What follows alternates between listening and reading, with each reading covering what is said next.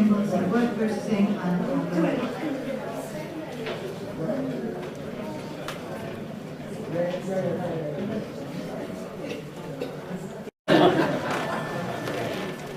Hello everybody. The problem of phonetic symbols for our computers is the same as the problem of accented letters and non-Latin alphabets. And there are really three historical periods I'd like to distinguish. In the 80s, we had to use Ascii because that's all there was. In the 90s, we extended by Ascii extensions and by replacing these with various other sets of symbols, but still very restricted. Now in the new millennium, we have Unicode, which means there are no more restrictions on what we can do. In the 80s then, we had Ascii. That's the basic Latin alphabet, no diacritics, nothing special. 128 code positions, of which some are reserved for control characters. Well, we still use Ascii, of course, in things like the Sampa alphabet, because we can be absolutely certain that it will be correctly transmitted in email and so on. But clearly, it's not a satisfactory solution in the longer term. So by the 90s, we'd gone from 7 bits to 8 bits for each character. This gave us an extra 128 code points for each character. In Western Europe, we use what's known as Latin 1, which gives us the accented letters for French, Spanish, German, and so on. In other places, people use other extensions, Latin 2, Latin 3, Greek, Cyrillic, Arabic, and so on. And we phoneticians created special phonetic fonts, since I used SIL software to do the Ipa Sam font. I mentioned that one, which in fact is a satisfactory solution of a kind. Trouble is that different people chose different code positions for the same letter, the same symbol shape. So now we have this embarrassing business that sometimes the symbols come up wrong because the font loaded on the computer is different from the one we were expecting. Here are some examples of popular phonetic fonts against the Ascii code. So SIL Doulos IPA 93, the official one that we're supposed to use here. The IPA Sam D that we use at University College. 3 other relatively widespread fonts. You see they agree in the first 3 of these characters, mapped onto Ascii capital A, D, and N, but they differ in the symbols mapped onto the next 3 onto capital J, P, and Q. So there's the danger of coming up with the wrong symbol. And conversely, if we ask how is schwa coded, we see that it's mapped onto various different characters in various different of these special fonts. Single byte fonts, which is what these are, then have certain advantages. They work, providing you've got the right font installed. They even work in Macintoshes, which can now, with the number 10 operating system, can use Windows fonts. Against them, they're misleading if the font selection fails, as in the program of this conference on the web, and in several PowerPoint presentations here. As we've seen, people apologize, the font hasn't come out right, the Greek letters aren't right, the symbols aren't right. Even if you're doing a document using these, you keep having to change font so as to switch into and out of phonetic symbols. This is a problem, for example, in clusters in universities where our students, for example, are not allowed to install special fonts. They can only use what is available there, and until we got to Unicode, it didn't include phonetic symbols, so we had a problem. Now, however, we're in the new millennium, now we have Unicode, where instead of having just 1 byte per character, we have 2 bytes, or indeed potentially more than that, which gives us 65,000 code positions straight away, and it's also extensible into different planes, so you can multiply that by 16 again, which is 1,000,000 characters more than anybody could conceivably need. It's a superset of Ascii, so Ascii remains valid. It's a superset of Latin 1, so Latin 1 remains valid, and it then covers all major scripts, all languages, all symbols, and works on all platforms. It is a little known and poorly documented fact that anyone who buys a Windows computer will find included a Unicode font with all the current IPA symbols. You don't need to download anything. You don't need to install anything. It's all there. But it's not documented. Nobody knows about it. So I'm trying to help this now by pointing out that this is the case. If you have Microsoft Word as your word processor on such a computer, you can input, edit, display, and print all of these symbols. So there I did one. It's not just phonetic symbols. If you have a Windows computer with Microsoft Words, you have all the letters you need for Polish, Czech, Russian, Greek, Serbian, Arabic, Hebrew, and many other languages. There's a selection of them again. All this came with the computer, nothing special installed, nothing special downloaded. This is all provided. So Unicode is the standard for HTML on the web. Any web document that requires special symbols ought to code it in Unicode. It's been used in Windows from 95 onwards, and in principle it's been used in Macintoshes from about the same period. The trouble has been, both for Windows and for Macintosh, that although the internal workings were Unicode, the applications, the software, hadn't really got to grips with this.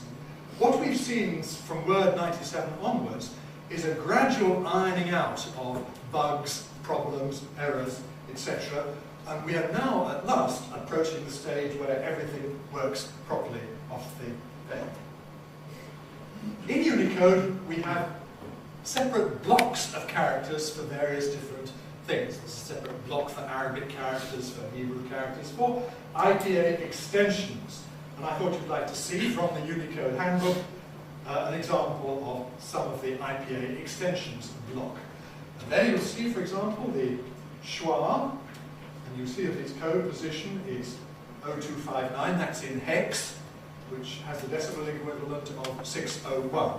When you code it into your HTML, you can, if you like, just code it in with these numbers rather than bringing it up on your word processor and then sending it to HTML. Some of the phonetic symbols, though, are not to be found in the Ipa extensions block. So it's useful for people to know this. If they want to have the A symbol, well, there it's among the Latin letters because it's used in Danish. And likewise with Cicadilla is used for French, the is used for Icelandic. So they're all among the Latin 1 supplement, not among the phonetic symbols. There's a block called Latin extended A, the hair symbol, because it's also used in authoritative languages, and the velar nasal symbol, and the verb. They're all in Latin extended A. The click symbols are located in Latin extended B. People often tell me they can't find them, that's where they are. There are also spacing modifier letters, as they're known, stress and length marks in a separate block. Combining diacritical marks, for example, nasalization till, they're in a separate block. And then again, we also have to look in Greek to find those fricative symbols because they happen to be Greek letters. What's the pro and con of multibyte fonts of Unicode? Pro, they cover everything you need, all in one font.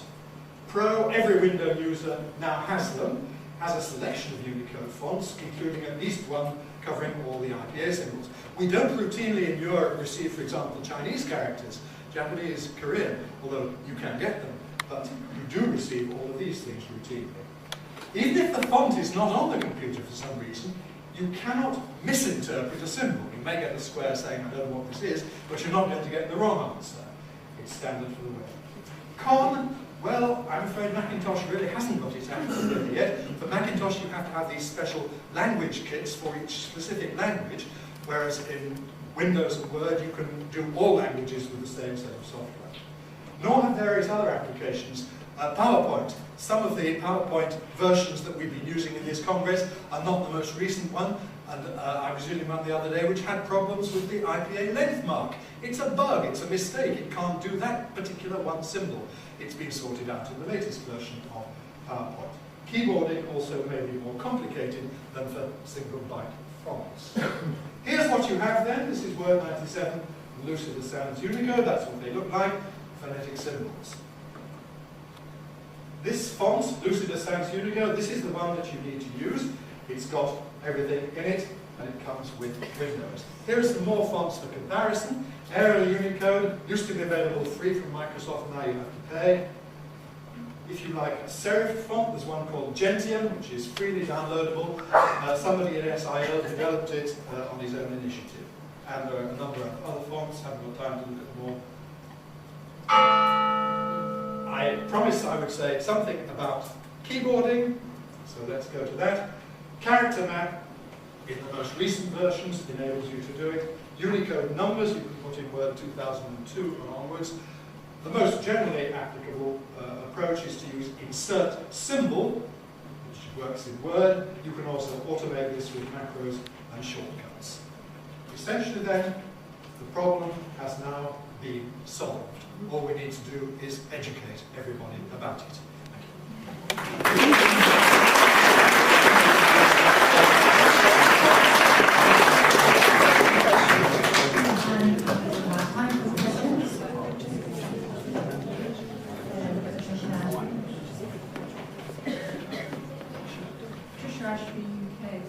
I noted on the extensions that the click symbols appear to all of them sit on the line. There are no descenders for the dental and for the alveolo-lateral click, whereas in the IPA handbook we have, I believe, they sink below the line slightly as well.